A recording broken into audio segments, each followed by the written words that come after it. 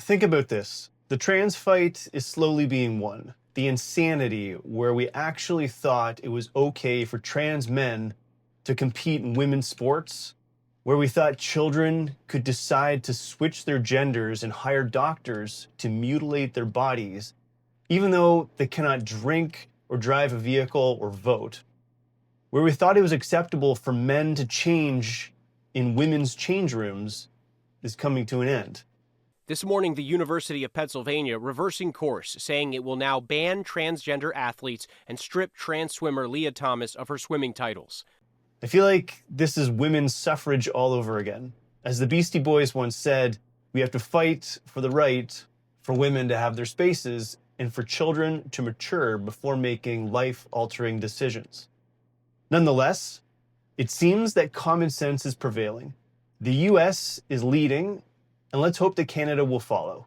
In this episode, we look at some of the court cases being fought for women's rights and how evidence is mounting that the trans trend is fading. And finally, how even the Olympics are providing clarity on how to protect women. If you think these conversations are as interesting as I do, hit that like and subscribe button. My name is Chris, and this is The Think Report.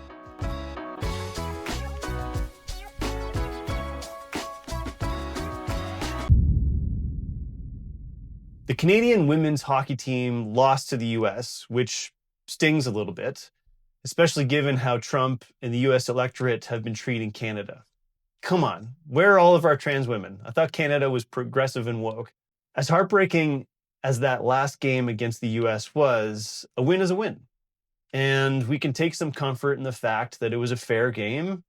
Olympics did not allow men to participate in women's categories. It was women versus women. Canada lost, and that's fair. Locally in the US and Canada, that's not the case.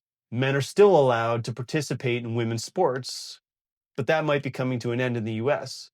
In January 2026, the US Supreme Court heard arguments in cases including West Virginia versus BPJ, also my favorite type of sandwich, and Hecox versus Little, concerning state laws that prohibit transgender women and girls from competing on sports teams that match their gender identity. These cases challenge laws in West Virginia and Idaho that restrict transgender athletes from participating in certain school sports. The states argue that excluding transgender athletes is necessary to ensure fair and safe competition. The plaintiffs contend that these laws violate the Equal Protection Clause of the 14th Amendment, as well as Title IX, which prohibits sex-based discrimination in education. At the center of the legal debate is whether these laws amount to discrimination based on sex or transgender status. A ruling is expected by summer 2026. The decision could have broad implications, potentially allowing 27 or more states with similar bans to keep those restrictions in place. Unfortunately for Canada, there is no Supreme Court of Canada ruling that bans transgender women from women's sports.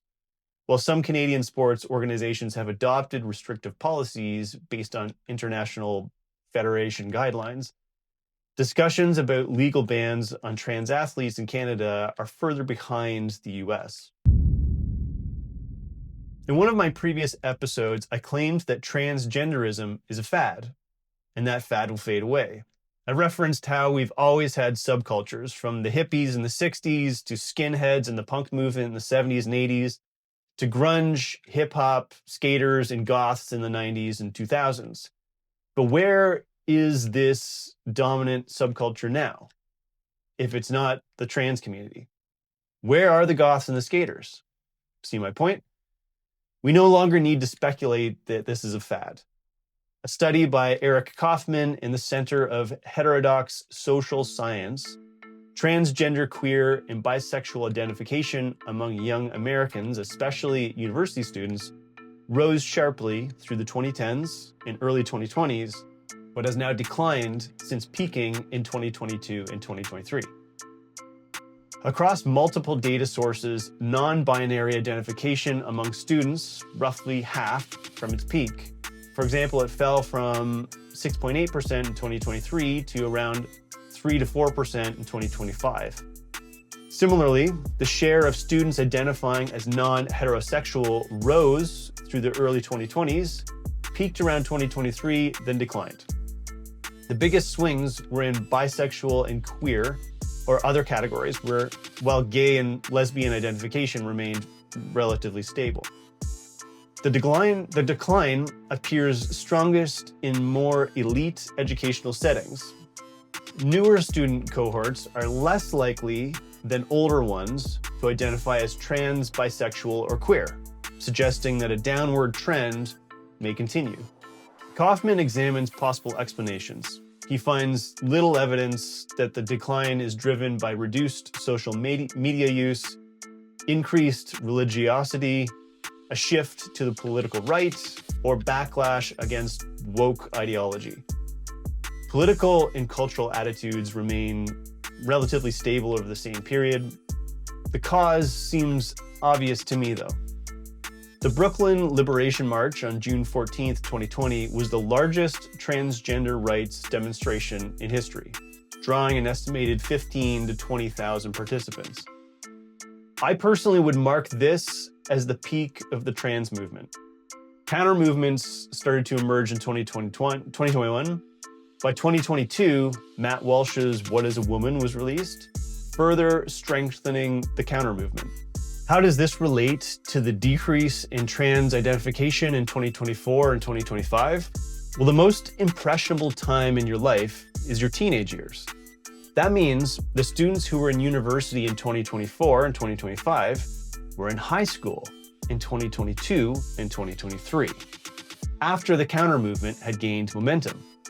In other words, it was no longer seen as culturally fashionable to identify as trans, and we had to wait until that cohort graduated so it could be measured and studied at the university level. The Center for Heterodox Social Sciences also notes that improved mental health among young people since the post-pandemic peak appears to explain part of the decline. As anxiety and depression rates fell after 2021 and 2022, BTQ+ identification also declined. Statistical models suggest that better mental health accounts for some, but not all of this drop. Common sense would tell you that as well, but the study supports it. Whether or not you side with the trans movement or the cultural movement or you're neutral, one thing we can all agree on is that trans ideology is here to stay. It has been around for decades and will likely be around for decades more. The next question we should ask is, how can we set this up so that no group feels railroaded on these issues?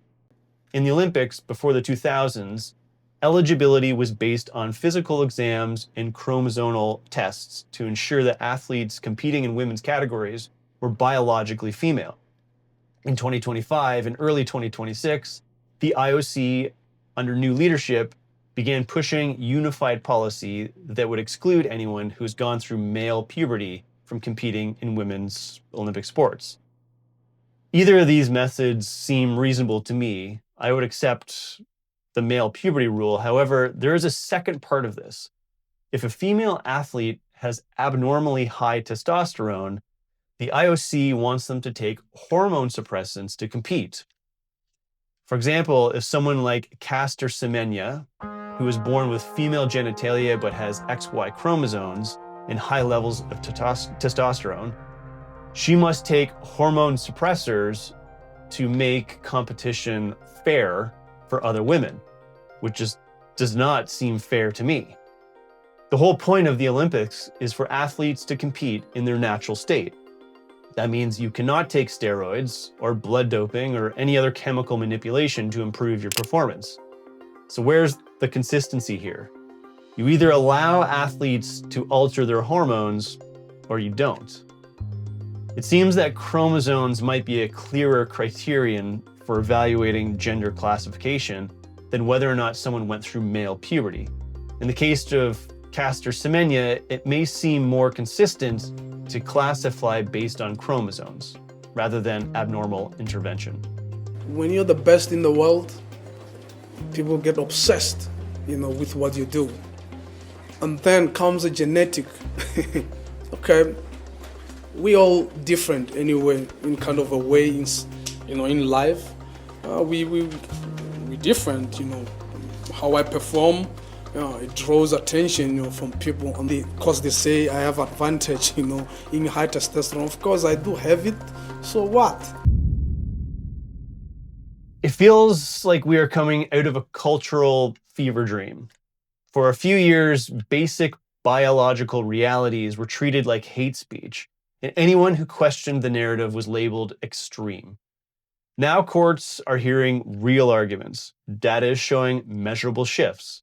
Major institutions like the Olympics are being forced to draw clearer lines. That's not bigotry. That is society and the women's rights narrative recalibrating. You can support human dignity for every individual while still protecting women's sports, women's spaces, and the right of children to grow up before making irreversible decisions. These ideas are not mutually exclusive, they never were. Trends rise, movements surge, culture swings, but biology does not negotiate, and fairness still matters. The real reason is not whether or not this debate will continue, it certainly will. The question is whether we can build policies grounded around evidence, consistency, and equal protection instead of emotion and social pressure. Think about that.